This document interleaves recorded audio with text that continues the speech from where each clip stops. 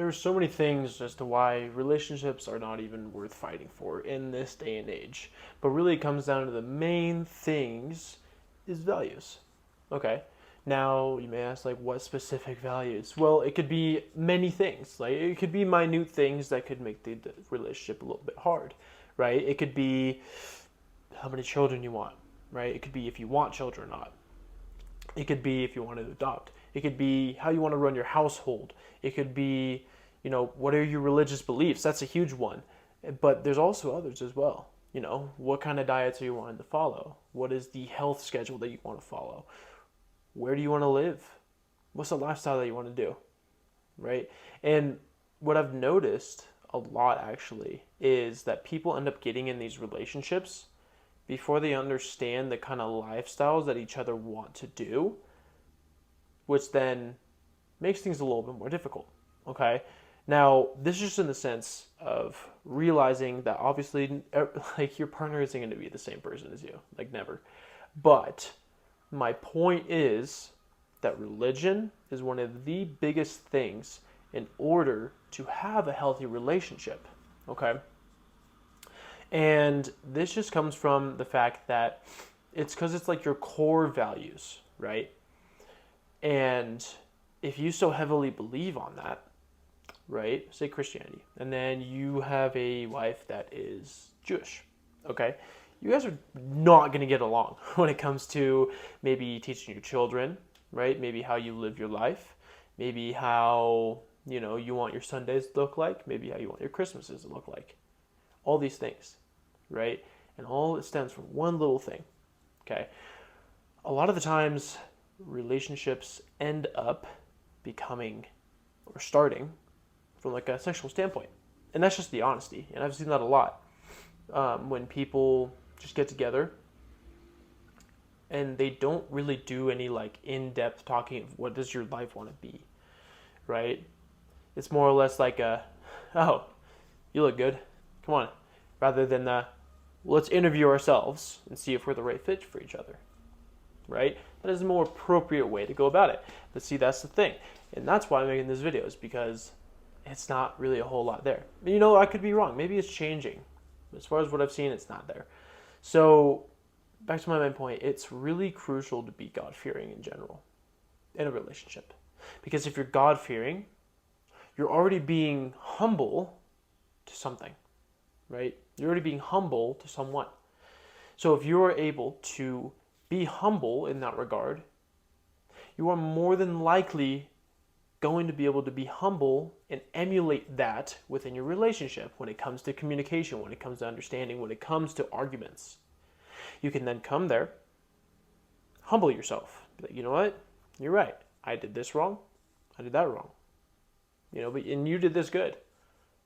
It's a humbling experience. But that's the thing. When you have a God-fearing mentality, you can actually uphold that within your relationship to actually strengthen it better. Because think about it. When you are God-fearing, you are first obedient. You fear God. So you know how to be obedient. You know how to be humble. You know how to be disciplined. And you know how to be loving as well. All four of those things is exactly what you need in a relationship. Also communication, right? Communication, huge thing. I mean, that's why we pray, right? That's why we read the word, to communicate. Fellowship, to communicate. So if you're able to do those things in those regards, I mean, sure enough, you're able to embody those things within your relationship. Now, it may take a little bit more work. Don't get me wrong. Like, communication, horrible thing for me. Horrible. But I am getting better. That's the thing. And I'm able to communicate with God. Not in like speaking tongues, but like, prayer and stuff like that. And listen to the wisdom that he gives me. Now, I'm trying to embody that within my relationship so that I can be a better communicator. Okay? Like I said, it's not easy though. It's not. I don't want to give the impression that I'm giving this advice and like, oh, it's so easy. No, it's not. It's literally hard. Now, this could come from a saying of, it's not easy, but it's simple. Okay? It's not easy, but it's simple. Because the ways that you need to emulate to be God-fearing are simple, right? But I mean, we have the fleshly desires to pull us away from God and ultimately from our relationships.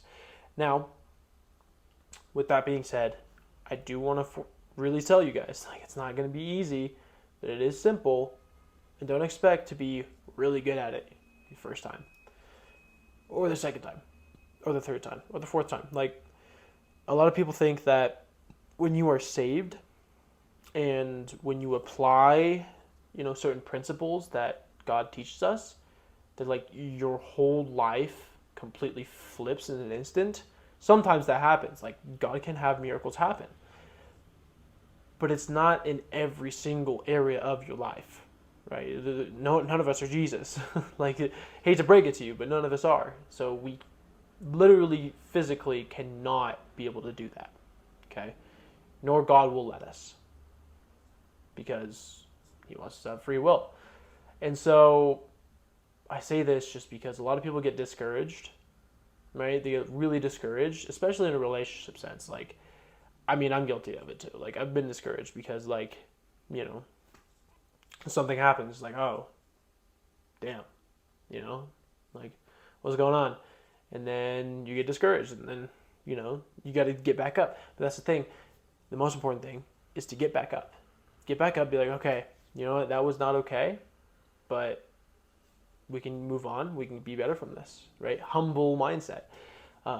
So that is the most important thing about, and why most relationships are not worth fighting for. I hope this guys helped you out in any way possible. If you guys have any takeaways or even comments or questions, just put them down below, obviously, and then leave a like if you like this kind of stuff, just so it can spread to others as well. And I mean, if you want to keep following this kind of journey, because I'm just starting, then you can hit that subscribe button. And anyway, I hope you guys are all having a blessed day. I'll catch you on the next one.